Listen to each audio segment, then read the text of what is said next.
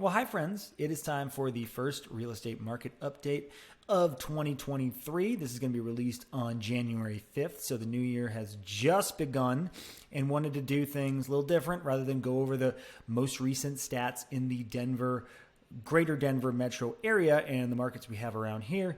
Wanted to look at some real estate predictions for what's going to happen in 2023, because that's the number one biggest question I always got to get. What is going to happen in 2023? The honest answer, nobody knows. But let's look at some predictions, see how they compare to each other, and I'll sort of give you my thoughts on them. Real quick, we went over 700 subscribers this week on the channel. So if you are one of those subscribers, thank you. It is really helpful for the visibility of the channel. I've enjoyed growing this, and I've enjoyed hopefully providing you value, and with the goal of working with you in a real estate transaction at some point in the future. So thank you from the bottom of my heart. Now, let's get to it. I have to change the thing here. And what do I have? I have some open tabs. These are just three, not random. I kind of picked these because I thought they were the best written and sort of the most well-done predictions, and by some reputable sources. So the first one, Redfin has actually a bunch of real estate predictions. They put out a bunch in December about what's going to happen in 2023, and you'll see where's my little thing here? Yes, they have a post-pandemic sales slump that will push home prices down for the first time in a decade. Redfin is the most, bearish? That whatever one is like the most negative about what's going to happen in 2023. They just don't see things going well. It's Redfin. Say what you will about them, but they have some great data. So predictions are what they are. So they think, number one, home sales are going to fall to the lowest level since 2011, over a decade. And they're going to recover in the second half of the year, but they're seeing 16% fewer sales than in 2022, which is significant. It makes sense. Interest rates are a big driver of sales, but that's a significant prediction. They're also predicting mortgage rates will decline, ending the year below 6%. They're thinking they'll end 2023 around 5.8%. Guys, out of all the predictions I've seen, that's kind of what I see most is mortgage rates will continue to wobble a little bit, and then probably at the end of 2023, they'll be in the high fives. Some people think they'll be in the low fives. I've even heard fours. That's very optimistic, but we don't know what's going to happen. It all depends on inflation, the economy, and what the Fed decides to do with the Fed fund rate. And that is the limits of my understanding of how that works. But they have been creeping down. Mortgage rates since basically November, they have come down. They're closer to 6.5% than 7% now. The idea is that they'll kind of keep creeping down with some peaks and valleys, but keep coming down into the fives, which would be significantly better than they are right now. And the big prediction Redfin has here is number 3. Home prices will post their first year-over-year decline in a decade, but U.S. will avoid a wave of foreclosures. We've talked about the foreclosure thing on this channel a bunch, and the housing crisis, and why it's just very, very unlikely to happen, especially a wide-scale housing crisis like 2008, 2009, which caused the collapse of the global economy, essentially. And a foreclosure crisis is just unlikely because people have way too much equity. If you bought even a year ago, forget 2-3 years ago, if you bought even a year ago, chances are you have $100,000 of equity in your home, something like that, depending on the price point, maybe a lot more, maybe a little less. But the point is you're almost certainly not underwater. So if you have a problem making your payments, if you lose your job or something, you'll be able to get out of that mortgage. You will be able to sell and not take a loss and not have to go into foreclosure. That's the idea. So those are Redfin's predictions. I'm not going to say doom and gloom, but they're not loving it in 2023. If we go over here to, this is NAR, the National Association of Realtors. This is their predictions. They are basically expecting flat sales in 2023, or flat home prices, I should say. So it's basically, you see in 2022, it's about 10%. By the way, these are national numbers, so I'll talk about what this means for the Denver market a little bit later, but this is just to give us an idea of the overall health and predictions for the national real estate market. In 2023, they put it right around flat, right around 0% change, and actually down here they say they think it's going to be about up 0.3%. So essentially nothing. And then their idea, NAR's prediction, is that then in 2024, it'll return to a more normal market, a 5% increase in prices, which is not a super hot market. Like we've seen increases of 15%, 10%, even 20% in some areas year over year. 5% is a normal, strong market. So that's realtors, the National Association of Realtors idea is it'll be basically flat in 2023 when mortgage rates work themselves out.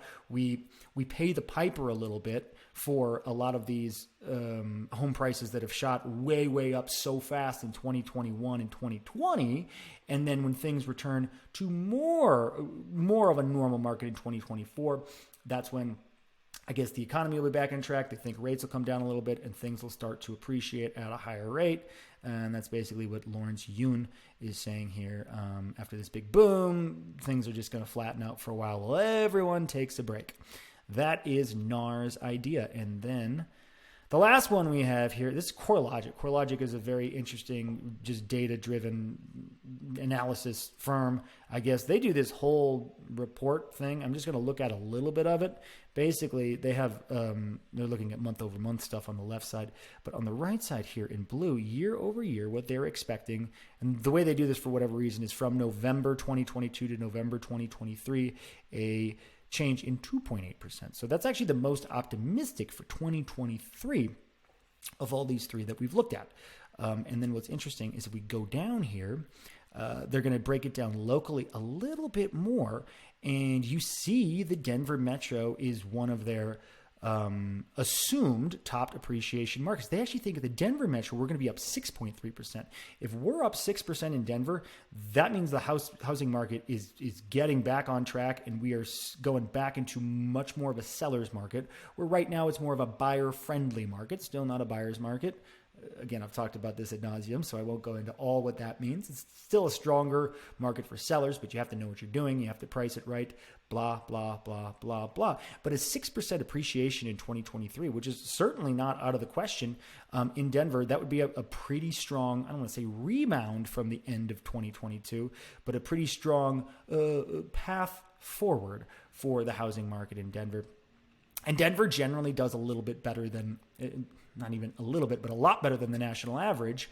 And, you know, it's on par with probably one of the top 10 housing markets of the last few years. Austin, Texas, some California markets. By the way, they're expecting 21% appreciation in Miami. What the hell's going on down there? I don't know. If you're a Miami resident or realtor, hit me up. What is the deal with that? And so that's basically what CoreLogic thinks. It's going to be a couple percentage increase nationally in 2023, and a little bit better than that, actually a lot better than that for the Denver Metro. Top markets at risk of home price decline: Washington, outside of Seattle, they're seeing a decline there. Oregon, some Californias, and urban Honolulu, which is interesting. Also Destin, Florida, which is interesting. So that's basically it. So what does this mean for Colorado? What does it mean for Denver? What do I think? It doesn't really matter what I think. I just try to look at the data, but basically interest rates should continue to wobble and come down overall, and that's going to push more buyers into the market. It's still going to be, you're still going to have the thing where people locked in at 3% interest rate, and they're going to be hesitant to move. And that's going to stall out some of this buyer-seller activity, because I don't want to sell and buy if I'm going to double my interest rate, which totally makes sense. Now, a lot of real estate activity is just life event driven. That's just the truth. It's like, okay, I don't want to sell my home at 3% interest rate and lock myself into a 5.5% or a 6%. But guess what? I want to move, or, you know, I want to buy an investment property or something like that. So those things are still going to occur, you know, at a high rate. I mean, probably a less high rate than they were in 2021. That's almost a certainty. But people still got to move. And if you are someone, you know, what does this mean for you? So if you're a seller, are you a buyer too? And if you are, most of them are, right? If you're selling your home, you generally got to go somewhere unless it's a special circumstance. Well, regardless of how the market is, you're going to benefit from one side of that. So if it's an extreme seller's market, you're going to have a hard time buying, but then you're going to make a killing on the sale of your house. If it's a more balanced market, you can benefit from being a buyer and being able to call some of the shots, while also, if you work with a good realtor selling your home, you can still be successful by just doing the things I talked about before, by being smart, being aggressive with your pricing, and paying attention to the numbers. And that's really what it comes down to, guys, is paying attention to the data. Every time, whether it's a buyer or a seller, when I sit down with them to come up with a strategy and a plan, that is the big thing. We have to look at all the data. And I don't mean from the last 3 months. I mean from the last 3 weeks, and sometimes even sooner than that, to see exactly what's going on in the market exactly this time, to have as much information to know what we need to do as possible. Then we need to listen. And if we say, well, can we try pricing it high and then come down? Yes, we can. It's going to hurt. It's going to hurt. We're going to sell it for more if we price it right the first time. And it's going to be a much better experience for you because you're not going to have to do showings for 6 months and that type of thing. And this is the world we're in now. Some people have to do showings for 6 months now. And it just depends. It just depends on your situation. So that's why it's important to sit down and come up with a plan based on exactly what's going on in your world, in your neighborhood, in your home, in your life, that whole deal. As far as how the Denver metro compares to the national home prices, generally we appreciate at a higher rate. Our average home price is definitely much higher. It's almost double in the Denver metro. And, a price appreciation, average price appreciation of a few percent in 2023 seems to be a very reasonable expectation, so long as interest rates don't shoot way up. We're still adjusting for a lot of those really, really high prices and some things that went crazy with bidding wars. But all of that basically is calmed down. And so now we're in this position where it seems likely to me that we move into a place of much more moderate appreciation, few percent in 2023, and then something a little bit stronger in 2024. So if you're looking to buy, as long as you're not looking to try to buy and sell immediately, which is never a great idea in real estate, unless you're flipping or something like that, which is a completely different scenario. But you're in good shape. You can benefit from a lot of the options that are available to buyers now that were not available the last few years.